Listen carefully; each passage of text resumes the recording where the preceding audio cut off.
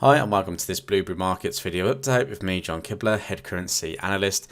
In this video, I'm going to take you through the week ahead analysis. We're going to highlight some of the news as well as some other opportunities that could potentially form this week and some charts of interest. So let's go take a look. So actually, we've got quite a heavy news week. Usually in these type of news weeks, it adds to volatility, adds to the risk tone. Obviously, we've seen the risk mood improve drastically over the past few weeks, so we could start to see a little bit of that change coming into this week because we've got 3 central bank announcements as well as non-farm payroll. Now Monday we do have a lot of bank holidays on Monday.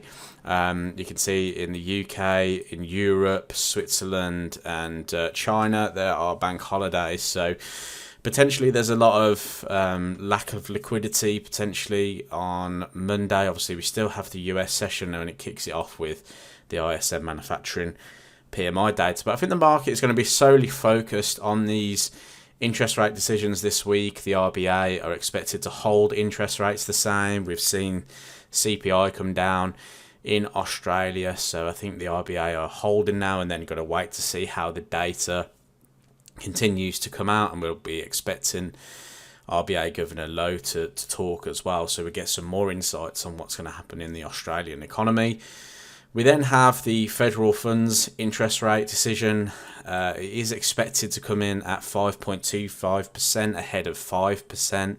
This is going to be the real biggie. Wednesday is going to be a very important day. I'm expecting a lot of tentative moves going into this decision here, largely due to the fact that the Federal Reserve could talk about future rate pauses, and that's what I think the market is going to be looking for. Are the Fed going to pause, or do they think there's still room to increase rates further, maybe to 5.5%? However, we have started to see the data in the US. It has been a bit of a mixed bag, but the data in the US does suggest that maybe they would consider a future pause. Other central bank data then, we've got the ECB as well. ECB expected to raise interest rates from 3.5% to 3.75%. And the ECB have been a little bit late to the party by hiking interest rates. So the ECB may actually consider hiking rates again, maybe closer to 4%. But again, we'll see what they say in the monetary policy statement and in the press conference that follows. Finally, then we have the non-farm employment change. Employment expected to, or jobs created expected to fall to 180,000. Unemployment rate also meant to rise to 3.6%. However, we did see the unemployment claims actually come in a lot lower, so maybe the unemployment rate here won't change too much and it might come back as 3.5%. So we'll have to see how that data is released. Going on to the strength meter then, we've got some interesting developments again. Swissy starting to show that little bit of weakness, reversing potentially from the top. Yen back at -5, showing that real weakness in the yen. That could slightly change this week because we've seen such huge moves. Often we can see those huge moves start to retrace slightly. Also, guys, just a quick one. Let me know what you think about the new chart colours. I'm hoping it stands out a little bit more as well. And hopefully you can see a little bit more the prices and things like that. So please let me know about the chart colours. Hopefully it does help with your viewing as well. So let me know. But going on to the US dollar index, this is going to be an important chart to watch going into this week. The last week we saw sort of price move sideways. It then started to rally slightly into a key area of resistance, that being this channel down through here, as well as this long-term resistance as well, this trendline resistance. But really the key area is sort of this 101 spot. Let me just change the color of the pen tool actually, so it's a little bit more cleaner. Here we go. So this 101 area down through here is going to be pretty crucial to price. I think if price trades through that and we start seeing dollar weakness, price gets through the channel lows, then price opens up a move towards the $99 area. If for some reason the potential rate pausing causes the dollar to strengthen, then I'd only be looking to see if it can break above these kind of 102s, head towards the 103s, maybe even higher towards the 104 for 20s in the future, if that's the way we see the market take that type of data.